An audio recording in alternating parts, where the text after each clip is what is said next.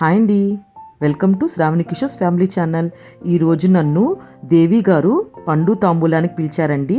నేను వెళ్ళే కల్లా పూజ చాలా బాగుంది, మీకు చూపిద్దామని ఒక చిన్న బైట్ తీశానండి. ఇదేనండి గీత గానామృతం అండి, అంటే భగవద్గీత అనమాట.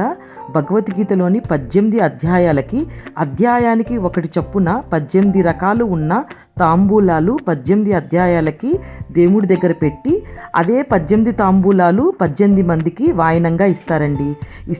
ఆ 18 మందికి ఇస్తినమ్మ వాయనం అని దేవిగారు అడిగితే పుచ్చుకున్నవారు తీసుకుంటున్నమ్మ వాయనం అని ముమ్మార్లు అన్నాక నా వాయనం తీసుకుంది ఎవరు అంటే నేనే రాధాకృష్ణ రూపంలో వచ్చి నేనే తీసుకున్నాను అని వాయనం తీసుకోవాలండి.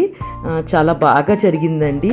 భగవద్గీతామృతం అందరూ చదువుతూ ఉన్నారండి. నేను వెళ్ళేకల్లా చివరి అధ్యాయము, ఆ తర్వాత మళ్ళీ విష్ణు సహస్రనామాన్ని కూడా పఠించామండి. అలాగా వాయనాలు తీసుకున్నానండి. ఇదిగోండి నా వాయనం. అందరూ వాయనాలు తీసుకున్నాక జై శ్రీకృష్ణ అని పఠిస్తూ వీడియోని ఎండ్ చేస్తున్నానండి.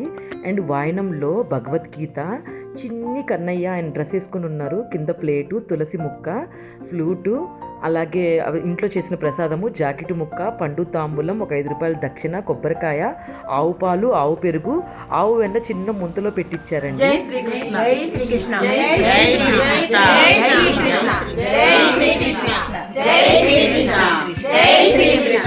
జై శ్రీకృష్ణ.